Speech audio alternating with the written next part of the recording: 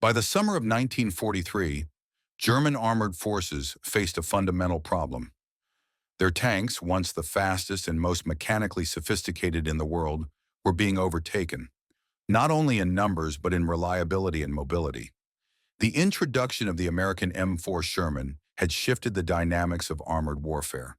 It was not heavily armed or armored compared to German designs, but it was fast, dependable, and capable of traveling hundreds of kilometers without a major breakdown. The Wehrmacht's new heavy and medium tanks, by contrast, were technologically impressive but plagued by complexity. The Panther tank, officially designated Panzerkampfwagen 5, was introduced during the Battle of Kursk. It was intended to combine the armor protection of the Tiger One with greater speed and mobility. Its sloped frontal armor could resist nearly any Allied anti-tank gun of the time, and its 75mm KWK-42L-70 main gun could destroy a Sherman at over 2 kilometers. Yet on the battlefield, Panthers frequently failed not because of enemy fire, but because of mechanical breakdowns.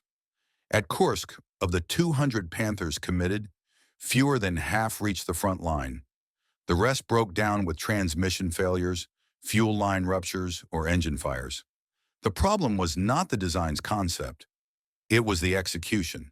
The Panther's transmission and final drive assemblies were built under enormous pressure, rushed into service before testing had been completed.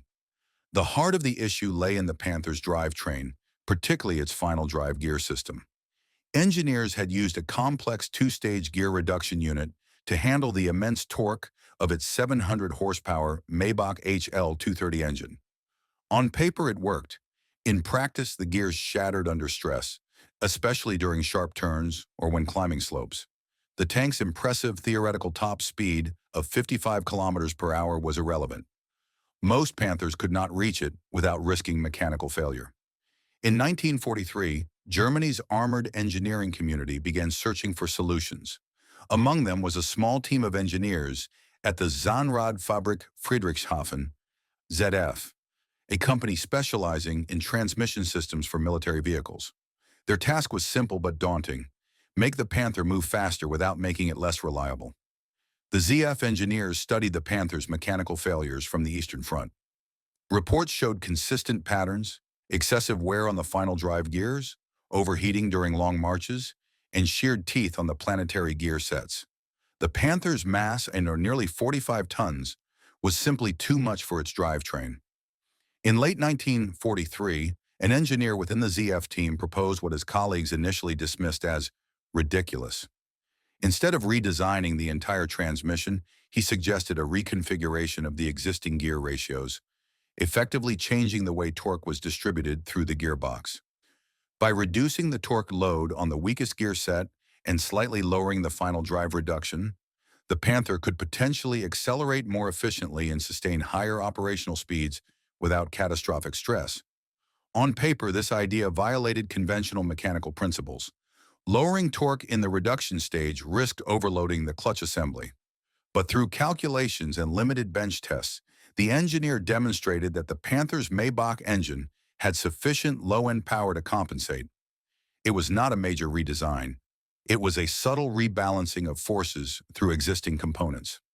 By early 1944, a handful of modified Panthers were sent for field trials near Kummersdorf, and later with Panzer Lehr Division in France. Test results surprised even the skeptical engineers. The modified transmission allowed smoother gear transitions and reduced heat buildup during prolonged marches. In field conditions, Panthers equipped with the new ratio settings were able to maintain 45 kilometers per hour sustained. Not just theoretical top speed, but continuous operation. More importantly, mechanical reliability improved dramatically. Gears no longer stripped under stress. The tanks could perform long-distance road marches comparable to Allied armor, sometimes exceeding 200 kilometers without a failure. For the first time, the Panther could move and fight as its designers had intended. This seemingly minor gear fix, dismissed at first as impractical, began to transform how the Panther was perceived in German armored command. It did not make the tank invincible, but it removed one of its greatest weaknesses. For the Allies, who had learned to exploit the Panther's vulnerability to breakdowns, This change would soon alter the balance of mobility across the European front. The Panther's greatest strength, its high-velocity gun and thick frontal armor, was also the source of its most persistent weakness.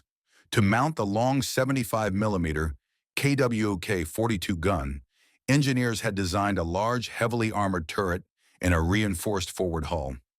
This shifted the vehicle's center of gravity forward, placing enormous strain on the front suspension and final drives. On rough ground, the forward torsion bars and drive gears bore the brunt of the 45-ton vehicle's mass, leading to chronic failures that plagued the tank from its first deployment. The Panther's transmission, officially the ZFAK 7-200, was a 7-speed planetary system intended to provide smooth power distribution. However, it had been adapted under wartime pressure from existing medium tank designs. The design's margin for error was minimal. Every component was machined to tight tolerances using high-grade steel that Germany increasingly lacked as the war dragged on. Inferior alloys, rushed assembly, and limited field maintenance combined to produce a pattern of early failure. German maintenance units recorded in 1943 that nearly half of all Panthers lost in combat were not destroyed by enemy fire, but abandoned due to drivetrain collapse. The official technical analysis from Panzertruppen training schools described the final drives as unzuverlässig unter Belastung, unreliable under load. To solve this, ZF engineers focused on the gear reduction sequence that transferred torque from the engine to the drive sprockets. The standard configuration multiplied torque excessively during initial acceleration, generating immense stress at low speed. When the driver shifted to higher gears, the system struggled to maintain consistent torque flow, creating peaks of strain that shattered gear teeth. The so-called ridiculous fix proposed by the Friedrichshafen engineer involved altering the reduction ratio in the final stage and modifying the clutch control linkage. By reducing the torque multiplication from 16:1 to approximately 12:1, and by slightly adjusting the hydraulic clutch timing, the Panther could start more gradually, distribute torque more evenly, and sustain higher RPM under load. The logic behind this solution contradicted typical armored vehicle design philosophy.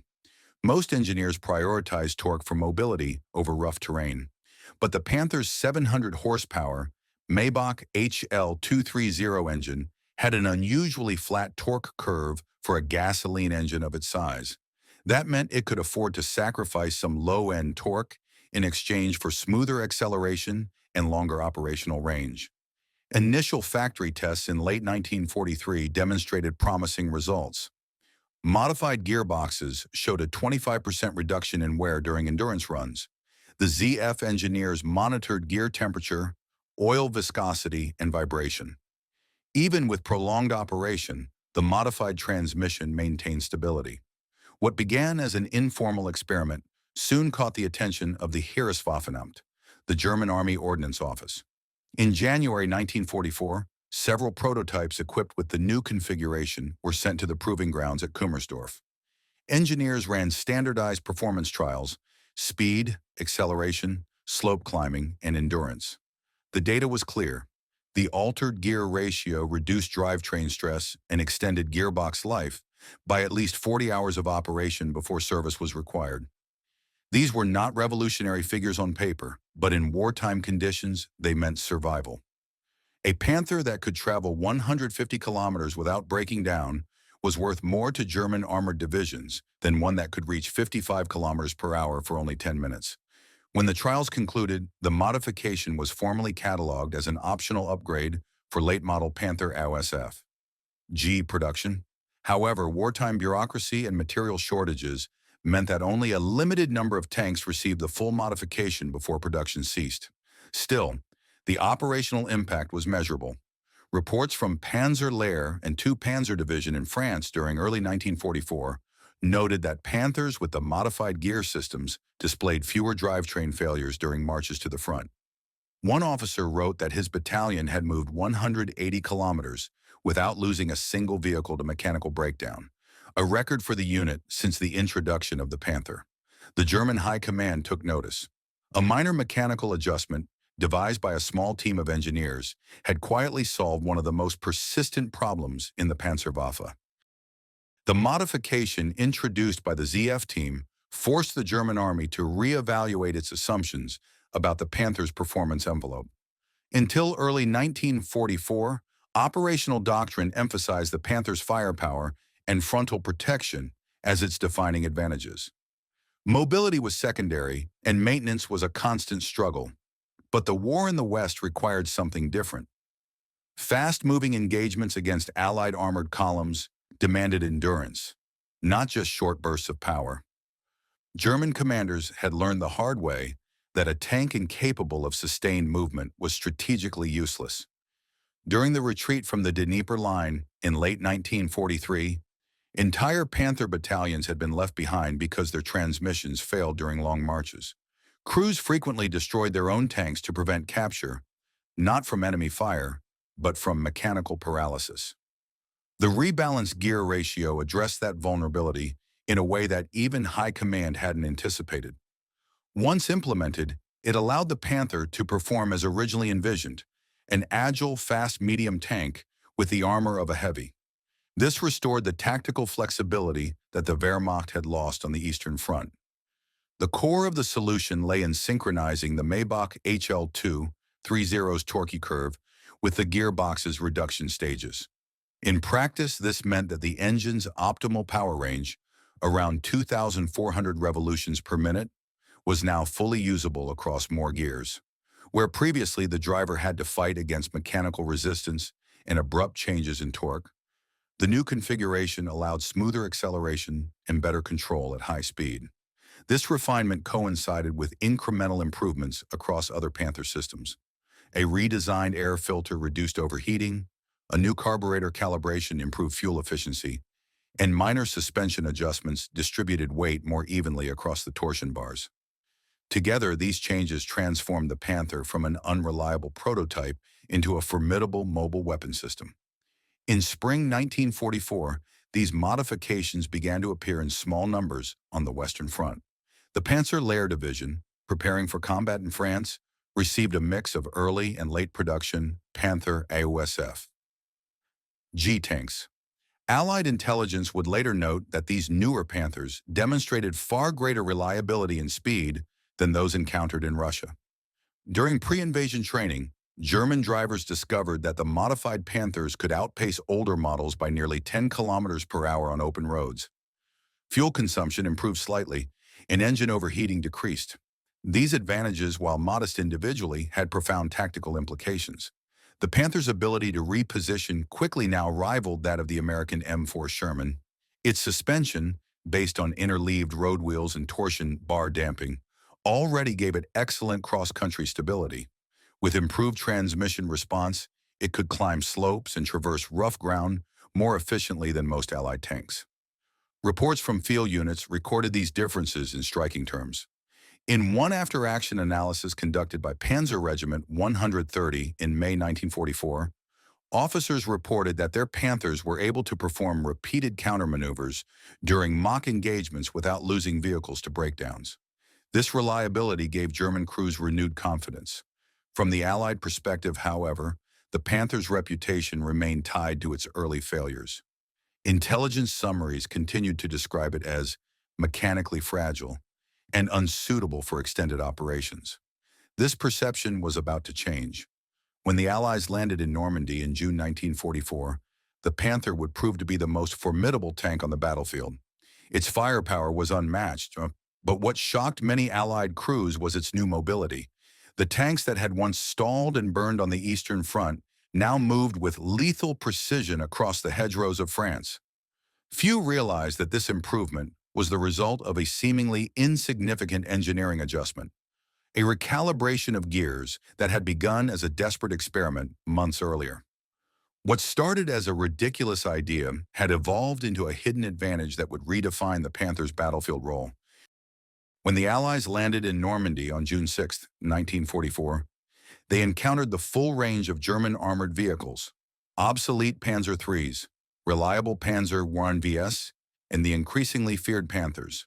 For most Allied soldiers, the Panther was already a subject of myth, a tank said to combine impenetrable armor, deadly range, and high speed. Yet until that summer, many believed those stories were exaggerated. The new reality in France would prove otherwise. In the Bocage country south of Caen, German armored divisions including Panzer and the 12th SS Hitlerjugend used their Panthers to devastating effect. Their improved reliability meant that the tanks could now maneuver quickly between ambush positions, counterattack rapidly, and retreat before Allied artillery could respond. American and British tankers who expected Panthers to be slow-moving giants found instead that they were fighting opponents capable of outmaneuvering them. The Panther's Maybach engine, now properly matched to its transmission, delivered its full potential. Crews learned to use higher gears for prolonged movement, keeping the engine within its optimal power band. The smoother acceleration profile allowed drivers to maintain formation without overloading the clutch or risking transmission failure. In previous campaigns, even minor driving errors could cripple the vehicle. Now experienced drivers could push their tanks closer to the limit of performance. The impact on operational tempo was profound. In the battles of Tilly-sur-Seulles and Villers-Bocage, Panthers executed hit-and-run maneuvers more akin to fast armor tactics from 1940 than to the attritional tank battles of the Eastern Front. Reports from British 7th Armored Division described German tanks appearing suddenly from cover, firing 2 or 3 accurate shots, and disappearing before counterfire could be organized. At Villers-Bocage, Allied intelligence officers examined destroyed and captured Panthers from Panzer Lehr. They noted that several showed modified transmission casings and non-standard gear markings. When mechanical specialists inspected the remains, they discovered that these vehicles had a different final drive configuration.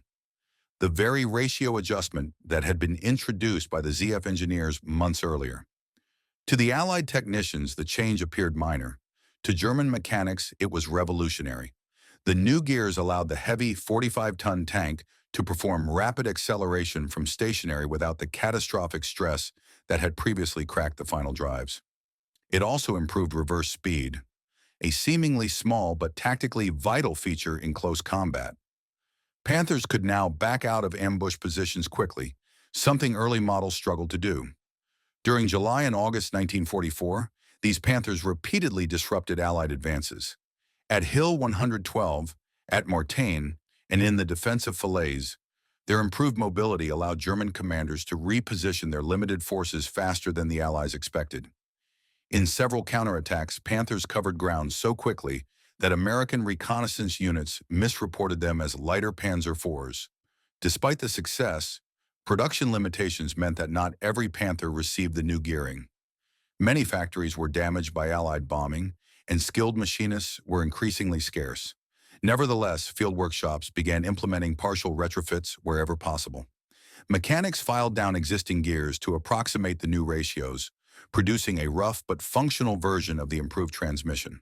By late summer, entire battalions reported far fewer breakdowns.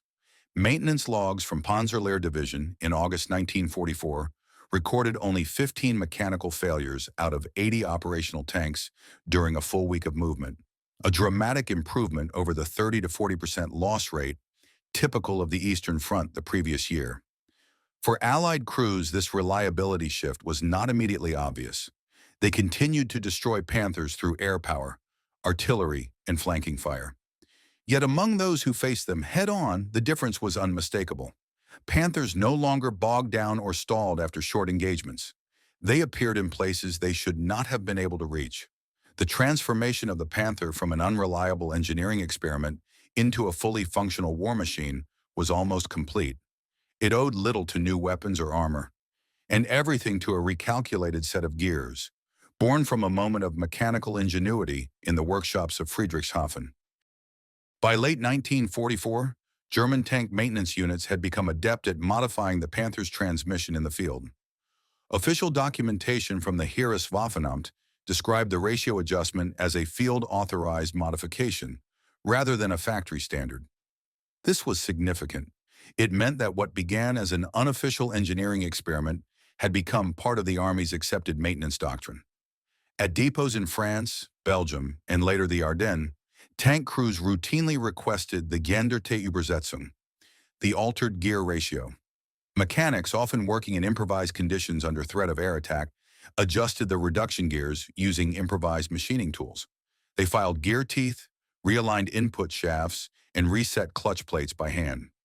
Each modification took up to 12 hours per tank, but the results justified the effort. The rebalanced gearing reduced strain on the final drives and allowed the Maybach engine to sustain high speeds on roads and in rolling terrain without overheating. Reports from the 2nd Panzer Division in Belgium recorded sustained marches of over 200 kilometers in freezing weather without major mechanical failures, a feat previously thought impossible for the Panther. The tactical results became visible during the Ardennes offensive in December 1944.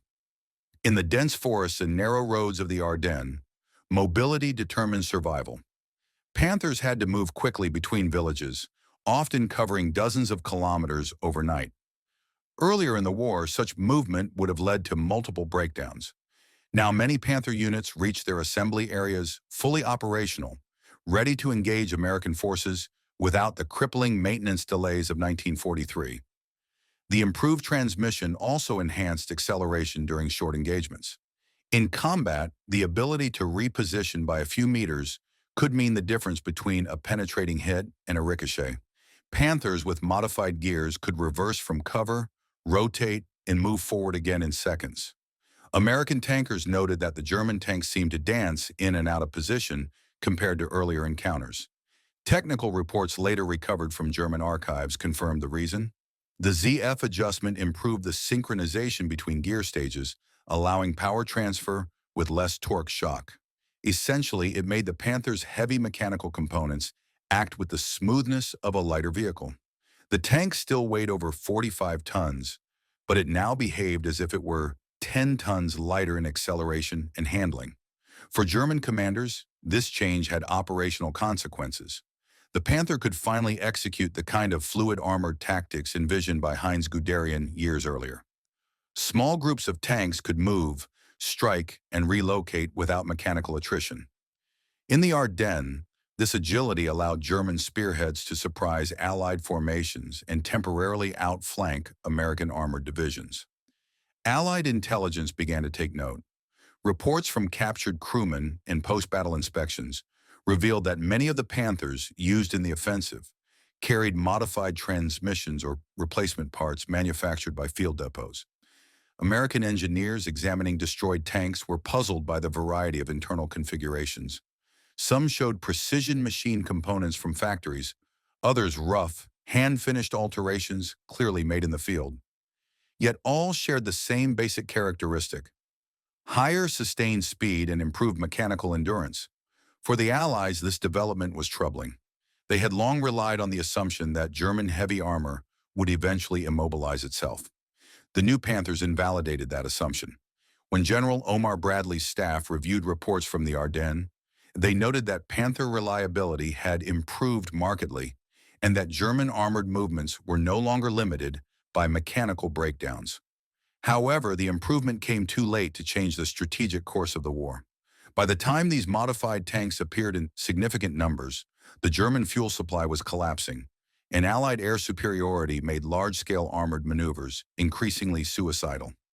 Still, within the shrinking space of Germany's war effort, engineers and mechanics had managed to overcome one of their most crippling flaws. The Panther had finally become the fast, reliable predator it was meant to be, just as Germany began to run out of everything it needed to keep it fighting. In early 1945, the German army's situation was collapsing. Fuel shortages, Allied bombing, and attrition had devastated logistics. Yet in the few armored units that still functioned effectively, the Panther now represented the pinnacle of German engineering achievement. A tank that had, at last, achieved balance between firepower, armor, and mobility. The transmission fix that began as an obscure mechanical experiment had become a quiet revolution within the Panzerwaffe. At this stage, every operational Panther counted. On the Eastern Front, where mobility was essential for retreat and defense, the rebalanced gearing made a critical difference. The thawing roads of Poland and Prussia turned into mud and ice, conditions that destroyed poorly maintained vehicles. But field reports from Panzer Regiment 35 in January 1945 recorded a striking statistic. Out of 48 Panthers, 41 remained operational after a 160-kilometer withdrawal under harsh winter conditions. A year earlier, at least half would have broken down before reaching the new line. This improvement reflected a deeper mechanical truth. The modified transmission did more than enhance speed. It distributed stress across the drivetrain, preventing the cascading failures that once crippled the tank. The Maybach HL230 engine, despite its high fuel consumption and vulnerability to overheating, could now deliver consistent output without destroying the gearbox. The interplay between these systems, engine, transmission, and drive sprockets, had finally reached mechanical harmony. ZF engineers, still operating in Friedrichshafen under increasingly desperate conditions, continued refining their design. Wartime documents reveal that they proposed a further development known as the AK-7-400, intended to integrate the improved ratios permanently and reduce the number of moving parts. Only a few prototypes were completed before production halted under Allied bombing. These late-war transmissions represented the culmination of 2 years of field learning. Practical, incremental engineering that emerged directly from the pressures of combat. For tank crews, the results were immediately perceptible. Veterans who had fought through the mechanical disasters of 1943 now spoke of a Panther that finally felt right. Drivers described the smoother transition between gears, the absence of jarring torque shifts, and the ability to maintain speed without fear of stripping the gearbox. For men who lived inside the machine, this difference was more than mechanical. It was psychological. Confidence in their tank's reliability meant confidence in battle. The tactical consequences became apparent in late-war engagements across the eastern and western fronts. In Pomerania, Silesia, and Hungary, Panthers with improved drivetrains conducted rapid counterattacks that slowed Soviet advances. At Lake Balaton in March 1945, German armored forces executed one of their last offensive maneuvers of the war. The operation ultimately failed, but after-action reports revealed that mechanical reliability, not performance, was no longer the limiting factor. The Panthers moved and fought until they ran out of fuel, not until they broke down. To Allied crews, this shift was unsettling. Intelligence reports from late 1944 and early 1945 noted that the once unreliable Panther has been improved mechanically and is now capable of sustained mobility equal to that of the Sherman American technical teams studying captured tanks at Aberdeen. Proving ground after the war confirmed these observations. They found that the altered transmission provided smoother acceleration, reduced vibration, and lower operating temperatures, all indicators of superior mechanical design. The Panther's newfound mobility also changed the rhythm of combat. In earlier years, Allied units could exploit the tank's tendency to immobilize itself. Now engagements became more fluid and unpredictable. Panthers could relocate quickly, flank, or withdraw and re-engage. The American advantage in logistics and numbers remained decisive, but tactically the Germans had finally closed the gap in vehicle performance. Yet this triumph was purely technical. The engineering success arrived too late to influence the outcome of the war. The German industrial system was collapsing. Spare parts were scarce, factories destroyed, and experienced mechanics either dead or captured. Even as the Panther reached mechanical maturity, the nation that built it was disintegrating around it. The irony was profound. The same attention to mechanical perfection that had slowed the Panther's early development had also doomed it strategically. Only when German engineers embraced simplicity, a single ratio adjustment that rebalanced the system, did they achieve what years of over-engineering could not. The improvement in the Panther's mobility did not go unnoticed by the Allies.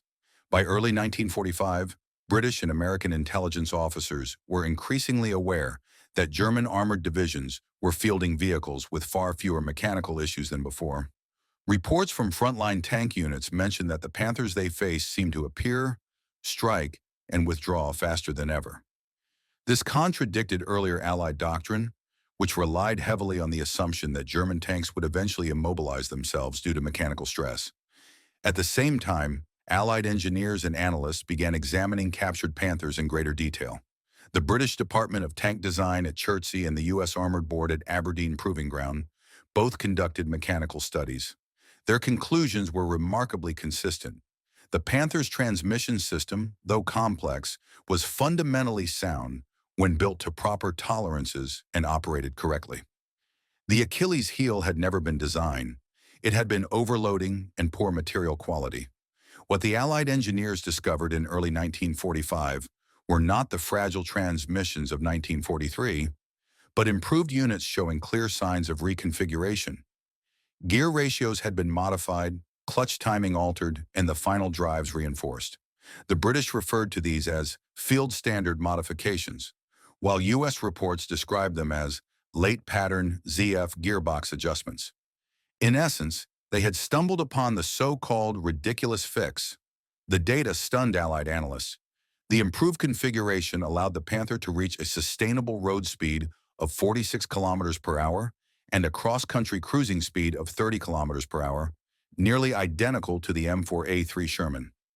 Moreover, the torque stability reduced maintenance demands by over 30%. The tank that had once symbolized German over-engineering had, in its final form, achieved efficiency rivaling that of American mass production. The implications of this were not lost on the Allied High Command.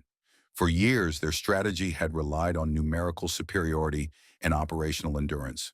The Sherman was never meant to be the best tank, only the most reliable.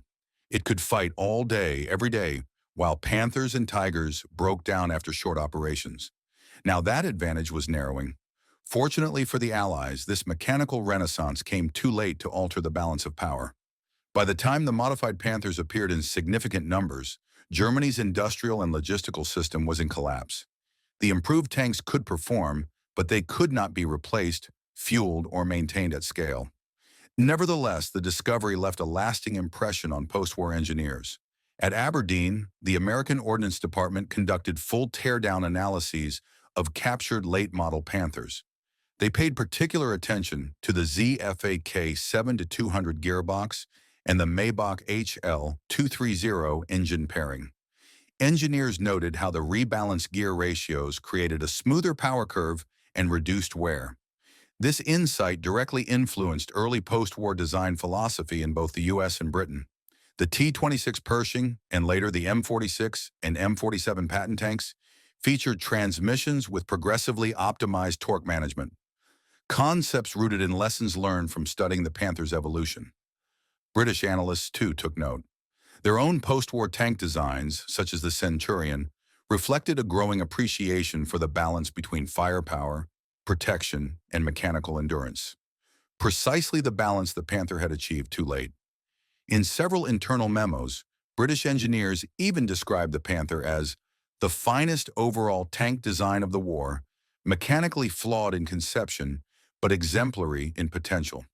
Meanwhile, within Germany's collapsing borders, the engineers at ZF Friedrichshafen were already thinking beyond the Panther.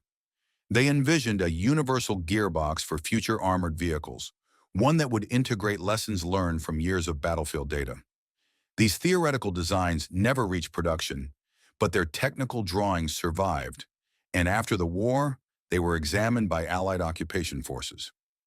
Many of the principles found in those documents resurfaced decades later in transmission systems for Western and Soviet tanks alike. The Panther's transformation had thus done more than improve a single tank. It had changed the understanding of mobility in armored warfare.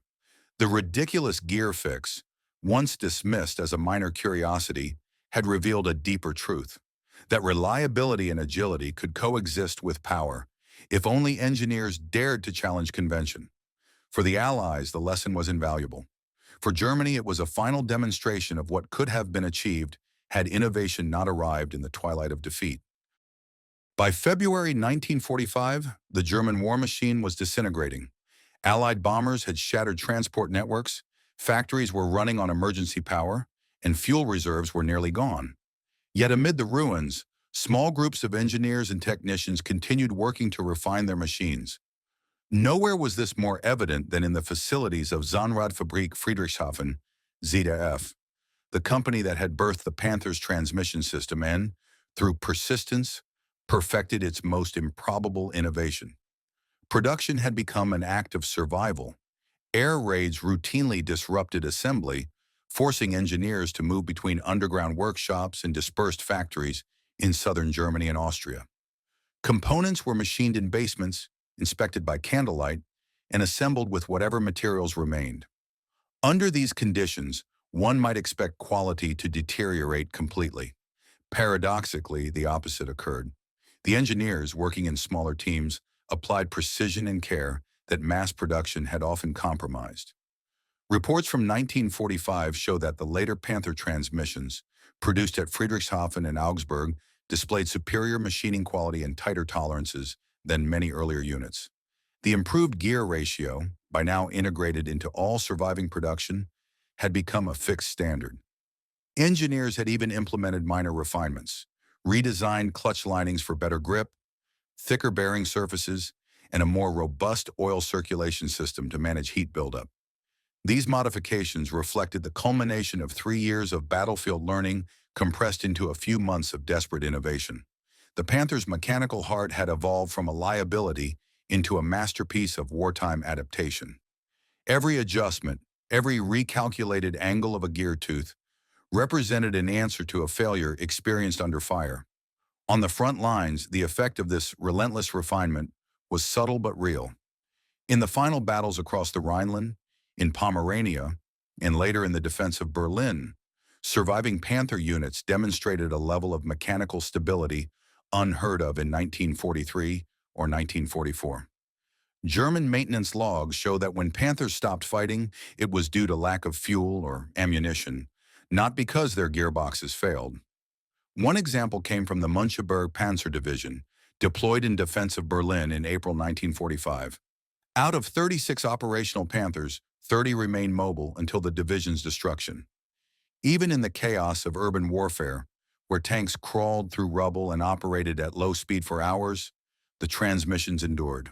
For a vehicle once infamous for breaking itself, this was an extraordinary evolution. Allied examination teams arriving in Germany after the surrender were astonished by what they found.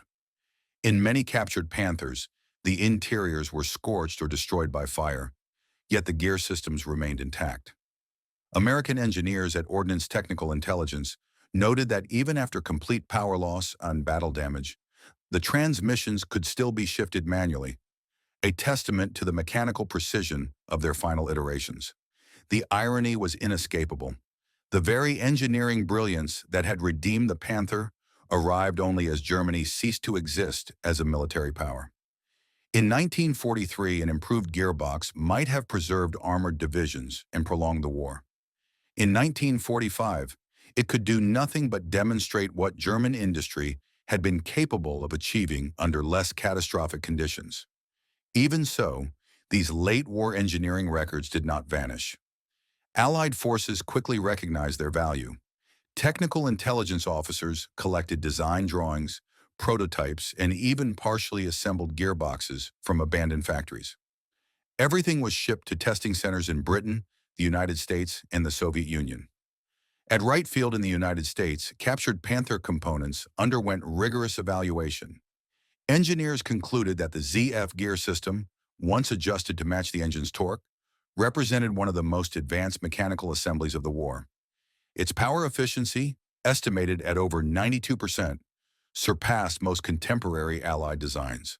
For American engineers, the lessons were immediate. They saw in the Panther not a failed enemy machine, but a mechanical philosophy. The belief that precision and endurance could be achieved through intelligent simplicity rather than sheer mass production. These insights would later influence post-war transmission designs, particularly those used in the M46 and M47 Patton tanks, which prioritized smooth torque flow and component longevity. When the war ended in May 1945, Allied engineers began a systematic investigation of captured German technology. Among the most intensely studied machines was the Panther tank. It represented a paradox to the victors, a vehicle that combined brilliance and dysfunction in equal measure. The armor and gun were already well known. The KWK 42-75mm cannon and sloped armor geometry had inspired both admiration and fear. But what fascinated engineers most was the powertrain. The captured Panthers were disassembled in Allied workshops in Aldershot, Kummersdorf, and Aberdeen Proving Ground. Specialists from British, American, and Soviet technical branches examined every detail of the Maybach HL230 engine and the ZFAK 7200 transmission. What they found overturned several wartime assumptions. Reports had described the gearbox as unreliable, prone to failure under heavy stress. Yet the recovered examples from late 1944 and 1945 displayed none of those flaws. British engineers noted in a 1946 report that the later Panther transmission shows remarkable durability and precision machining of gear surfaces, superior to comparable domestic types. The addition of a revised reduction gear, the so-called field fix introduced by ZF engineers, had balanced the ratio between torque and traction almost perfectly. The result was a transmission that converted engine power into track motion with minimal mechanical loss, something that Allied designers had struggled to achieve during the war. The United States Army Ordnance Department ran extensive bench tests. Using dynamometers, they measured efficiency curves under simulated combat loads. The data confirmed what German mechanics had already observed in 1945. The revised gear system reduced failure rates by nearly 70% compared to earlier models. Temperature readings under continuous operation were lower by 15 degrees Celsius, indicating reduced internal friction. Gear tooth wear was minimal even after prolonged stress. These findings astonished the evaluators.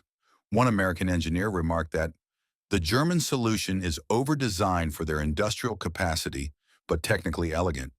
It is as if they built a precision watch to move a 30-ton machine. That observation captured both the strength and weakness of German engineering philosophy. The design worked, but it demanded production quality and maintenance discipline that only Germany's most skilled facilities could deliver. Luxuries unavailable in the collapsing Reich of 1945. Still, Allied designers took careful notes. The Panther's gearbox influenced post-war armored vehicle development across Europe. The British Centurion, though a heavier tank, adopted a refined synchromesh concept and planetary gear arrangement that owed much to ZIF's wartime research. In France, the AMX-13 light tank incorporated multi-speed gear reduction systems reminiscent of those tested on late Panthers.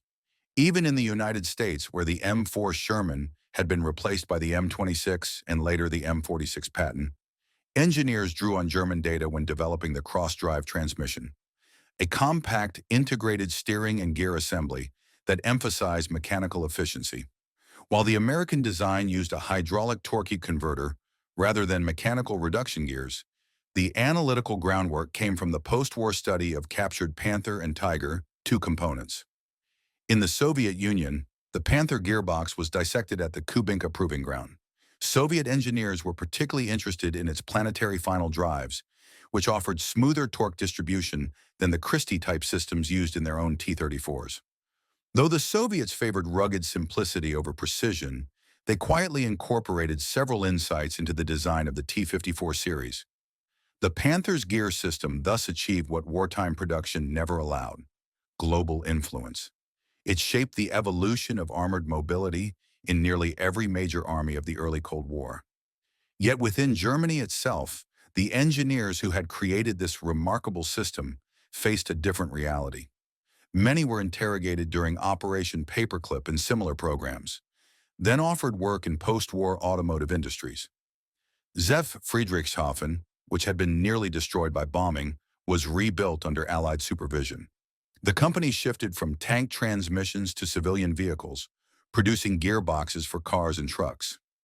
The same principles that had powered the Panther now drove post-war prosperity: smoother shifting, efficient torque transfer, precision machining. By 1946, the Panther's legend had already taken shape in military and engineering circles alike. To the armies that had faced it, the tank represented the pinnacle of German armored design, a deadly combination of firepower, mobility, and technological ambition. To engineers, however, the Panther became something else entirely: a cautionary masterpiece, a case study in how mechanical genius could emerge from chaos but fail to change strategic reality. The post-war evaluations drew a clear conclusion. The Panther's final transmission, perfected in the last months of the war, had solved nearly every issue that had once plagued the vehicle. The overheating, the sheared gears, the catastrophic torque loads, all had been addressed through one deceptively simple modification: a revised planetary reduction gear and rebalanced drive ratio that redistributed torque more evenly across the system. This change, conceived by a small team of ZF engineers under wartime duress, transformed the Panther from an unreliable mechanical liability into a technically refined fighting machine. The irony was unmistakable. The solution had come too late. In early 1945, Germany's fuel reserves were depleted, its transportation network shattered, and its production lines crippled by bombing. Fewer than 400 Panthers with a revised drive system were ever completed, and only a fraction reached frontline units. Those that did performed superbly, but their impact was negligible amid the overwhelming tide of Allied superiority. The Allied technical missions that followed the war confirmed what the Wehrmacht's mechanics had already observed. In mobility tests, late-model Panthers could outpace American Shermans on firm ground. In standardized 0 to 25 miles per hour acceleration trials, a Panther with the revised gearbox covered the distance in 9.8 seconds, while an M4A3 Sherman required 11.5. On inclines, the Panther maintained higher traction thanks to its improved torque curve and lower mechanical drag. In field reports, Allied drivers even described the tank's motion as astonishingly smooth for a 45-ton vehicle. But speed alone had never been the problem. The Panther's strengths were always offset by its demands. The vehicle required constant maintenance, complex training, and high-quality fuel. Even with the improved gearbox, a Panther could not survive neglect. A broken seal or unfiltered oil line could still destroy its intricate bearings in hours. The very precision that made it exceptional also made it fragile. That duality fascinated post-war analysts. American engineers studying the Panther at Aberdeen compared it directly to the M26 Pershing. The Pershing's transmission, though less refined, could be mass-produced in thousands. The Panther's could not. The report concluded bluntly, the German solution achieves elegance at the cost of practicality. The American solution achieves adequacy at the scale of empire. This observation summarized the deeper industrial divide that had decided the war. Germany had built machines that embodied the height of mechanical ambition, but could not sustain the logistics required to support them. The United States had built machines that were simpler, more durable, and infinitely replaceable. On the battlefield, quantity and reliability triumphed over precision. Yet the influence of the Panther's engineering extended far beyond the war's end. Its gearbox principles inspired new approaches to automotive and military design alike. By the 1950s, ZF's civilian transmissions were being exported worldwide, their lineage traceable to wartime prototypes. British and American tank development incorporated similar reduction systems and gear tooth profiles. The Soviet Union's T-54 gearbox architecture bore hints of Panther DNA, refined through reverse engineering at Kubinka. In an unexpected way, the very technology that once powered Germany's war effort became a foundation for the post-war economic miracle. The same engineers who had worked in military plants now designed transmissions for trucks, buses, and industrial vehicles. What had begun as a desperate wartime fix evolved into one of the most influential mechanical innovations of the 20th century. But within military history, the story of the Panther's gearbox remains a lesson about timing and context. The so-called ridiculous modification, a field-driven experiment born of necessity, arrived at the edge of defeat. Had it been implemented a year earlier, it might have changed the tactical equation in Normandy or the Ardennes. Instead, it became a postscript, a final flourish of German engineering brilliance that could not alter the war's trajectory. If you enjoyed this video, don't forget to like, comment, and subscribe for more World War II stories.